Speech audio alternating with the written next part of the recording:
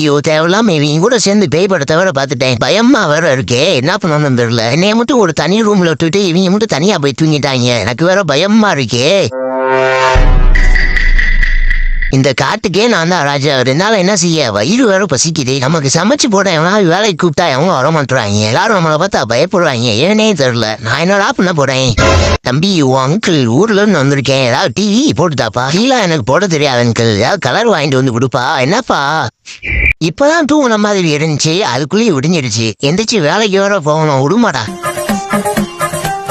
வெயில் மழை புயல் எதுவும் தான் அவனுக்கு கவலை இல்லை. ஏன்னா அவன் எப்பயுமே தூங்கிட்டு தான் இருப்பான். வாடா வா, உனக்கு தான் வெயிட் பண்ணிக்கிருந்தோம். ஐயோ, அண்ணாச்சி கடையில முட்டாய் திருட்டு வீட்டுல சொல்லிருப்பாயலோ.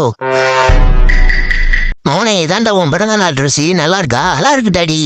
ரொம்ப தொலைவுலன்னு இருக்கே டாடி. மௌனே, நான் வேலை பார்க்குற இடத்துல எனக்கு கொடுத்துடா. மச்சான் நீ சாப்பிட்டுக்கிறே, அவனை போய் என்னான்னு கேட்டு வந்துடுறேன். என்னடா ஆச்சு மச்சான்? வந்ததுல இருந்து என்னைய பார்த்து கிண்டல் அடிச்சுக்கிட்டே இருக்கியா மச்சான்? டேய், அவர் ஒன்றும் உன்னைய பார்த்து கிண்டல் அடிக்கிறடா, ஒரு வாயில் ஆப்ரேஷன் பண்ணிடலாமடா. நம்ம யாரும் பொம்புக்கும் போறதில்ல, யாரும் தும்புக்கும் போறதில்ல. நம்ம உண்டு, நம்ம வேலை உண்டுன்னு இருக்குது. மச்சான், உன்னாலதான்டா இன்னைக்கு நம்ம மேட்ச்ல தோத்தோம். ஐயோ ஆரம்பிச்சுட்டாங்கடா. இங்க வீட்டுக்கு போற வரை விட மாட்டாங்களே. சம்ப வீட்டுக்கு நடந்தே போயிருக்கலாமோ. டி படிப்படியா சும்மாடா, என்னால மாத்தான் விளையாடாத, போனை பாத்துக்கிட்டே இருக்காதுன்னு. இப்படி பரீட்சையில ஃபெயில் ஆயிட்டு வந்து உட்காந்துருக்கேடா. சிரிப்பிள்ளைக்கு சொல்ற மாதிரி சும்மாடா, கேட்க மாட்டேன்றேடா.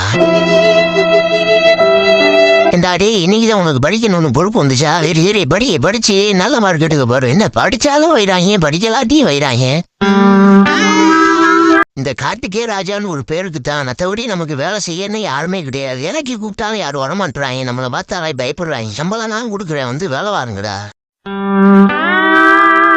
என்னப்பா அதுக்குள்ள தூங்க வர? அழுகுறதெல்லாம் எழுதி முடிச்சிட்டேன்னா அடுத்து படிக்கிறதுக்கு வேலையை பார்க்கணும். அதுக்குள்ள என்ன உனக்கு தூக்கம் இருக்குது? நீங்க நம்மளை நிம்மதியாவே இருக்க விட மாட்டாங்களே.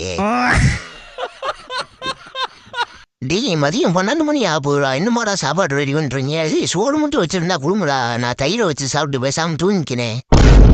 ராத்திரி நேரத்துல வெளியே சுத்தாதுன்னு சொல்லி கேட்காம பொறுக்கி பையனோட சேர்ந்து ஆட்டமாட அடிக்கிறது, அதுவும் இந்த ராத்திரி நேரத்துல பப்ளிக்கை டிஸ்டர்ப் பண்ணிக்கிட்டு. மரியாதை வீட்டுக்கு போடா ராஸ்கல். மச்சான், அடுத்து அந்த இடத்துக்கு போலாம் மச்சான். அடுத்து ஒரு ஃபால்ஸுக்கு போறோம்டா, அங்க குளிச்சுட்டு அப்படியே போய் சாப்பிட போகண்டா. குளிச்சுட்டு சாப்பிட்டு போய் குளிப்போண்டா, பசிக்குதே. இருக்கிற இடமே தெரியாம இருப்பியா மச்சான்? இப்ப என்னடா திடீர்னு பிள்ளைங்க மாதிரி ட்ரெஸ் பண்ணி வீடியோ போட்டு இருக்க? என்னடா ஆச்சு உனக்கு?